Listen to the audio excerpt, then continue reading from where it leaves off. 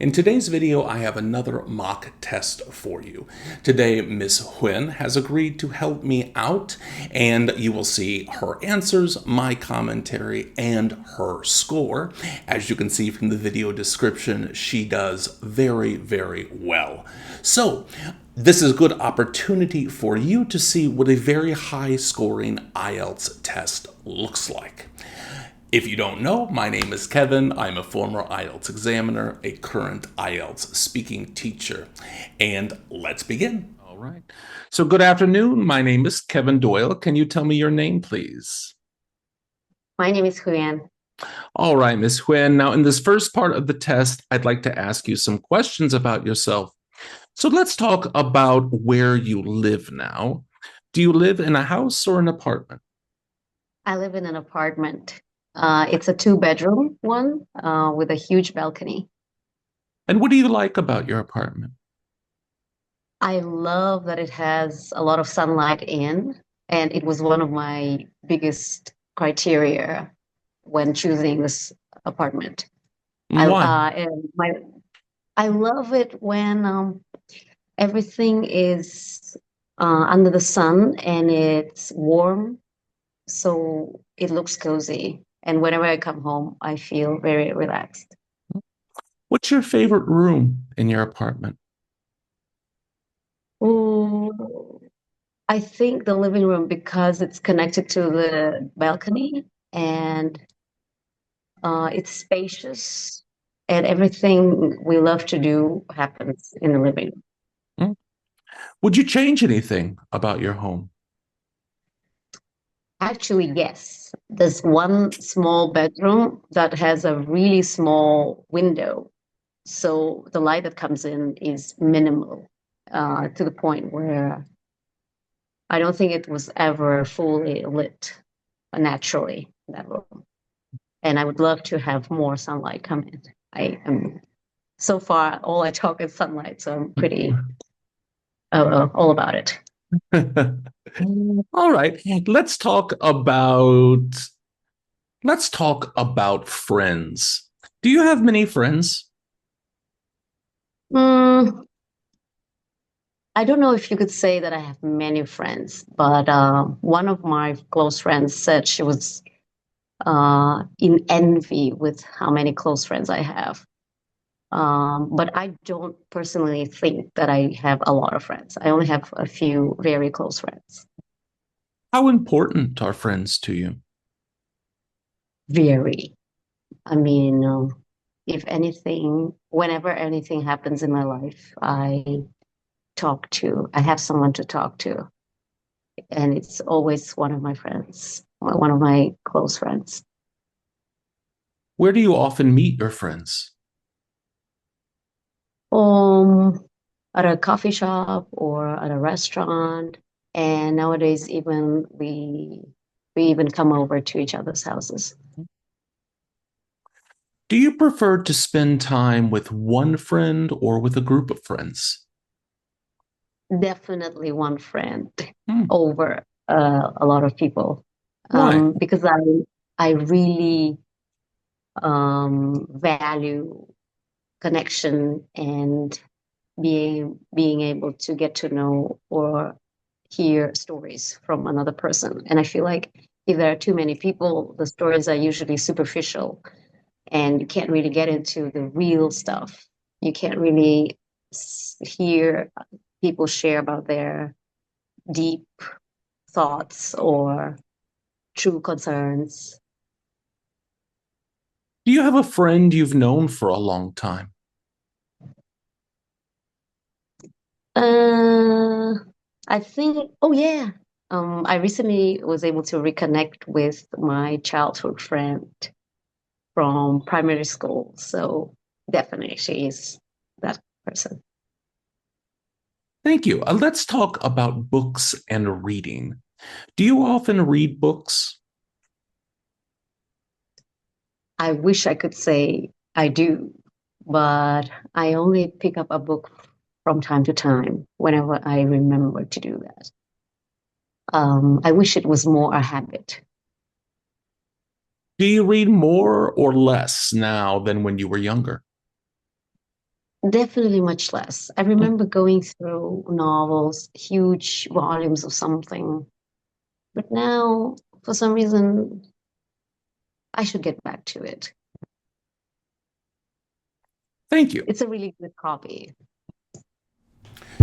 So in part one, already you can see what makes Huynh a very high level speaker. A lot of times my students ask, how long should a part one answer be? You can see there's really no answer to that. You don't want to speak too short, you don't want to speak too long. And here, Huynh has absolutely done a great job. She answers the question very clearly, very succinctly, but then she extends it. Also, she's not giving one-word answers. She's not giving one-sentence answers. Instead, she's answering the question, I think, like she would do in her native language. She gives me the answer, and then she adds on a sentence or two to logically extend it and naturally extend it. And that is great. There's no problem with fluency and coherence here either. Huynh is using nonverbal fillers, perhaps at the beginning of a question, to give herself time to think. She's not using anything artificial or false that I hear again and again and again when my students say, that's an interesting question. Remember, I told you, they're never interesting questions. So there's usually a better way to give yourself time to think. Huynh's also using a lot of really good vocabulary, and more importantly, really precise vocabulary. Let's look at my notes. Huynh says, I'm all about it. She's using good vocabulary like superficial, criteria. She's using good collocations like deep thoughts, close friends. She's using idiomatic terms like reconnect. This is all great, and this really sets apart lower level and even medium level English users from really high level English use. As to grammar, Huynh is doing an amazing job, but there are a couple of small preposition errors that you might not even have noticed. For example, Huynh says it has a lot of sunlight in. Well, that doesn't really make sense. My house has a lot of sunlight in it. The windows let a lot of sunlight in, but we can't say it has a lot of sunlight in. That doesn't make sense. She also says everything is under the sun.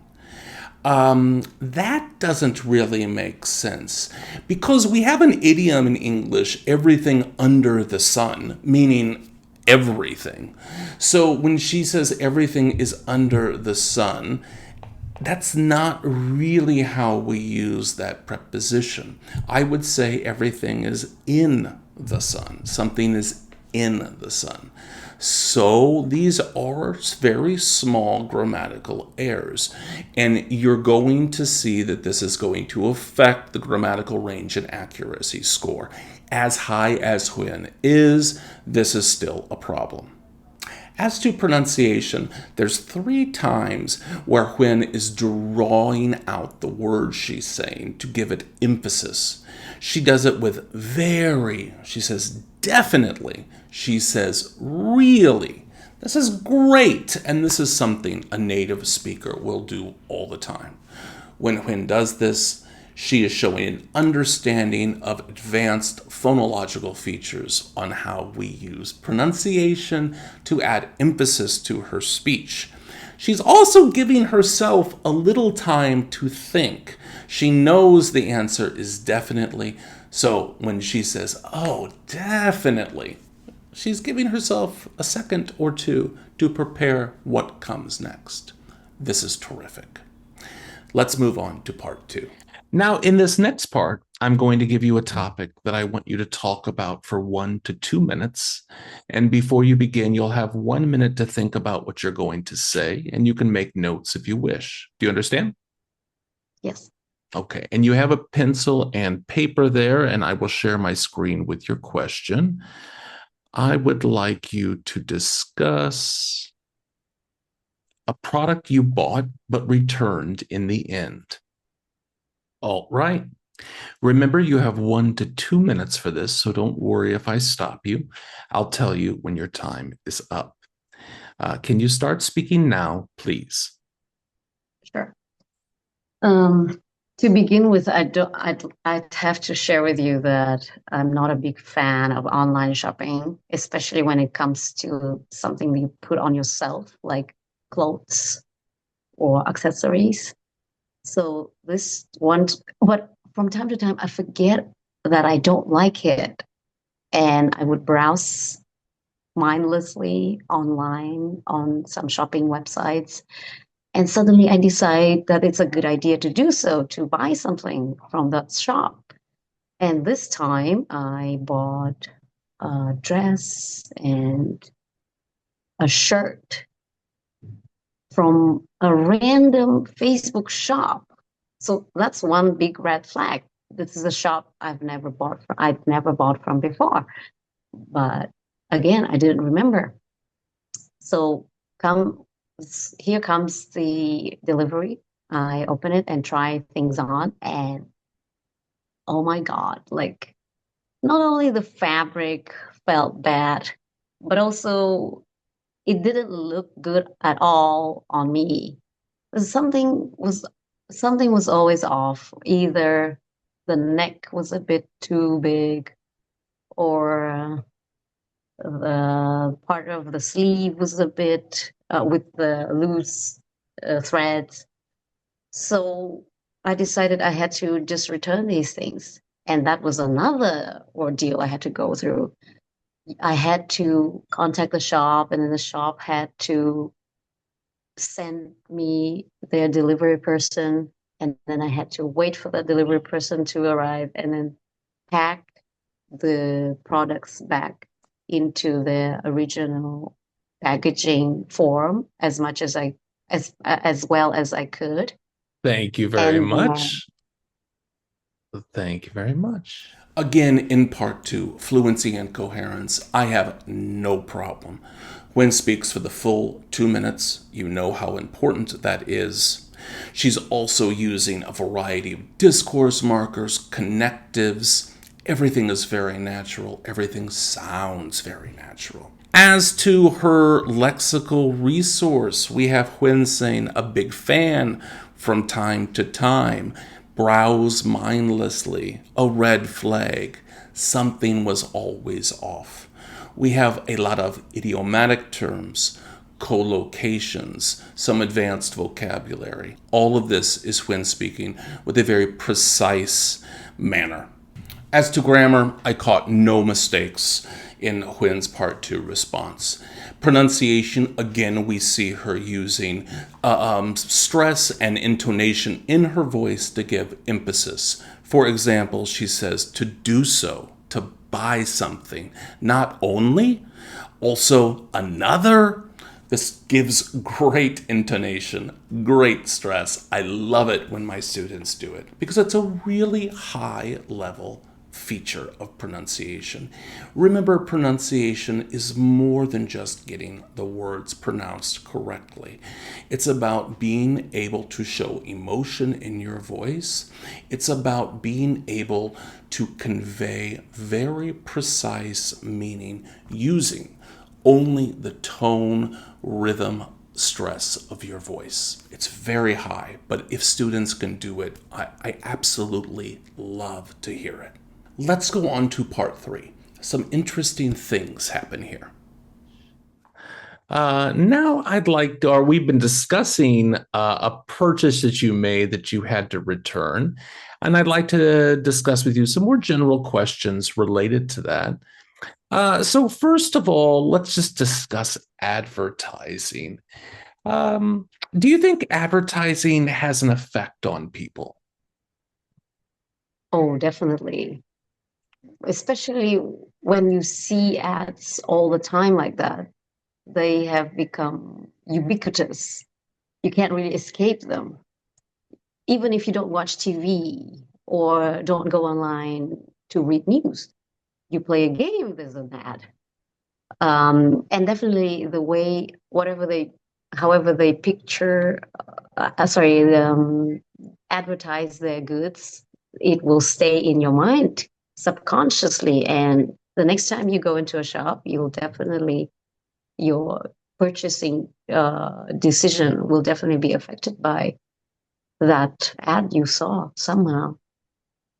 Do you think the government should strictly regulate advertising? Yes, because you don't know who sees the ad. For example, if it's a child or a person with medical conditions, serious medical conditions, and the ad says that the drug is good for something that this person with the medical condition might find useful, but the side effects of that drug might be harmful or even deadly to them. The government definitely should try to monitor the content that that the companies, that the advertisements put out. They have to be regulated and controlled. And as for children, they don't really understand whether they need anything. And when they see the toys, they might ask their parents to, or they insist their parents buy them those stuff. Um, I think it's harmful for people. Well, in cases like that, like children or certain medical advertisements or even outdoor advertising, would you support? I mean, do you think banning is a good idea? We're talking about government regulation. What about an outright ban? Mm, I think that could be considered an extreme uh, measure. And we don't want to make the companies suffer. Um, we don't want to outright cut that channel of communication between the companies and the market, the potential market. We just want to make sure their communication doesn't lead to misleading information being communicated to the public, or wrong judgment from the consumers. Well, So I don't think it's necessary. you just said communication in the market.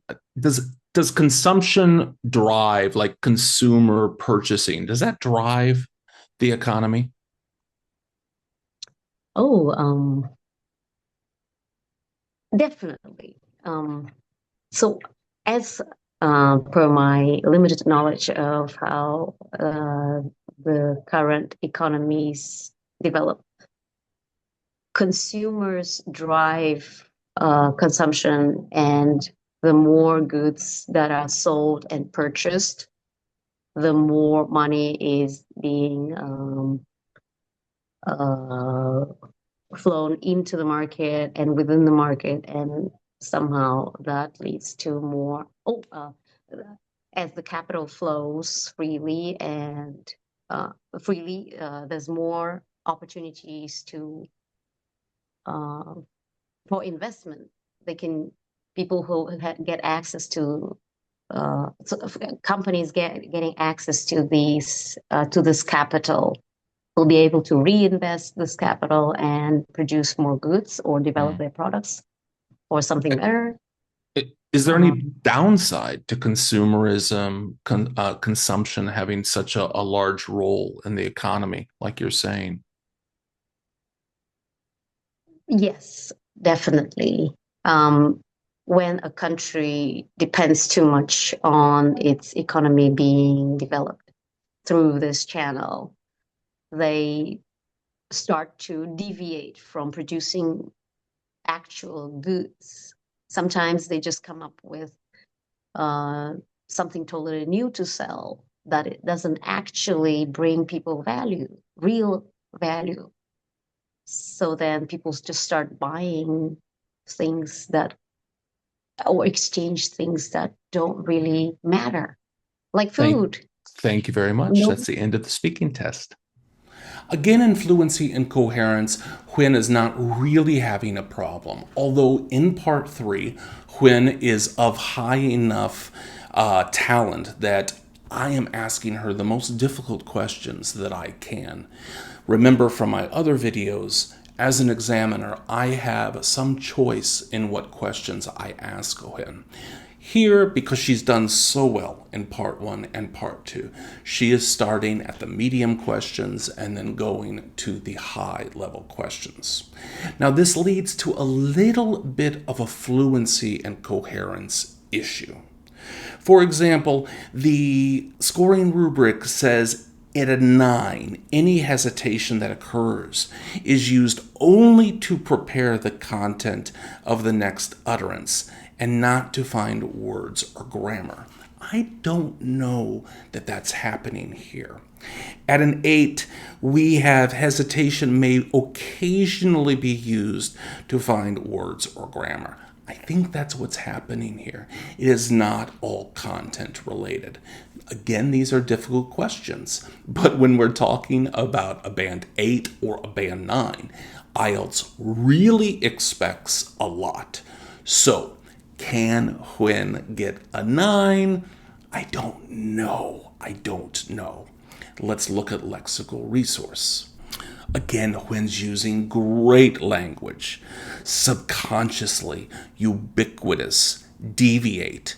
These aren't only advanced vocabulary. They are very precise vocabulary. When I hear deviate, I think of something very specific, and Huynh knows that, and she's using it correctly. There's also some great idiomatic language. You can't escape them. We have extreme measures, which is a collocation.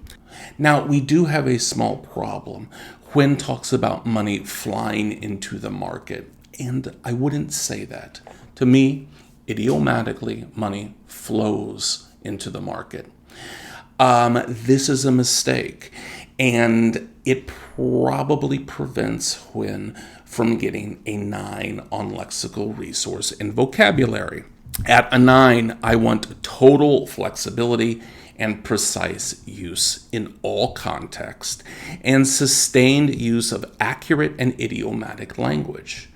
Well, this plus the tiny little mistakes that we had in part 1 probably prevent Huynh from getting a 9. I really saw no problems with grammar in part 3, and pronunciation just continues all of the good things that I heard in part 1 and 2, and none of the bad things. So, I know you're curious as to the score I'm giving Huynh and my explanation, so let's dive in. Our first rubric is fluency and coherence. Where does Huynh lie? Well, as I pointed out to you, in part 1 and 2, Huynh is doing an absolutely terrific job. There is clearly no struggle at all. But this starts to fall apart a bit in part 3. Now, I admit that I gave Huynh the most difficult questions in part 3. And if you're doing good in part 1 and part 2, this is what's going to happen to you.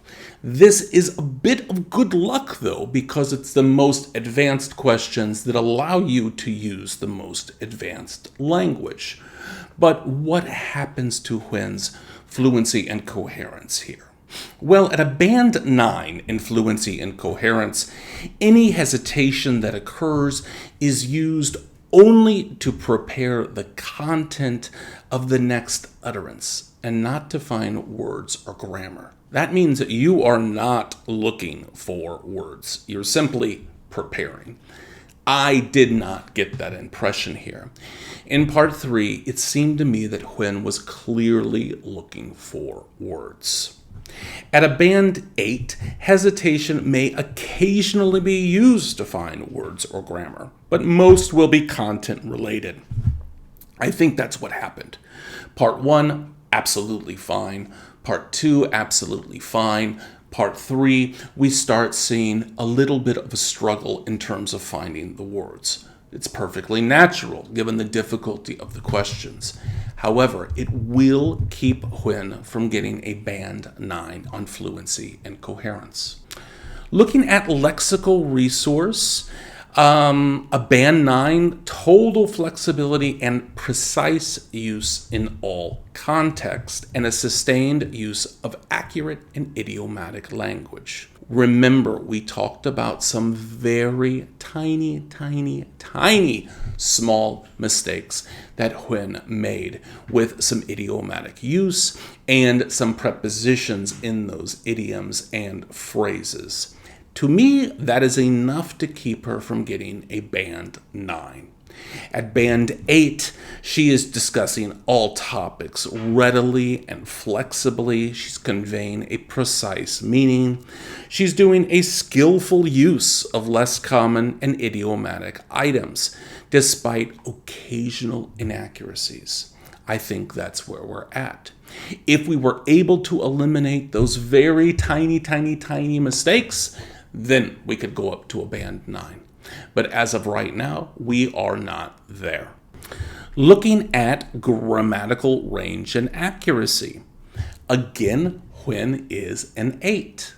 A 9 says structures are precise and accurate at all times, apart from those mistakes that native speakers would make characteristically. Huynh is not there. There were a couple of very tiny mistakes. And yes, they were very tiny mistakes, but they were not mistakes that a native speaker would usually make, which would limit Huynh to a band 8. A wide range of structures flexibly used, the majority of sentences are error-free, and occasional inappropriate sentences and non-systematic errors. That's where Huynh is. Now, I do have good news for Huynh because pronunciation is absolutely a band 9. Throughout the test, Huynh did a flexible use of features. She could be understood throughout. Accent had no effect on intelligibility. And she did a full range of phonological features to convey precise and or subtle meaning. It is so difficult to do, and Huynh absolutely achieved it. So congrats to Huynh. Overall, fluency and coherence, 8. Lexical resource, 8. Grammatical range and accuracy, 8. Pronunciation is a 9, which leaves her an 8.25 overall, which sometimes is rounded up to an 8.5. However, I have seen rounded down to an 8 before. These are the secret calculations that the test-giving agencies use.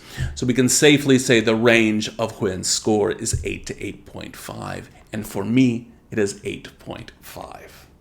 Please listen to my comments, go back and listen to Huynh's test 1 or 2 times. Pay particular attention to her fluency, how she very easily and effortlessly answers the questions without over-answering them. And also pay close attention to how she uses her voice to play with the language and to really get across subtle and precise meanings. That is one of the most difficult things for my students to do, and it's so important. As always, if you found this video helpful, give me a thumbs up and a subscribe. Comment below if you'd like to see more tests in the future, and maybe if you'd like to volunteer for a free mock test. I hope you found the video super helpful, and until next time, happy studies.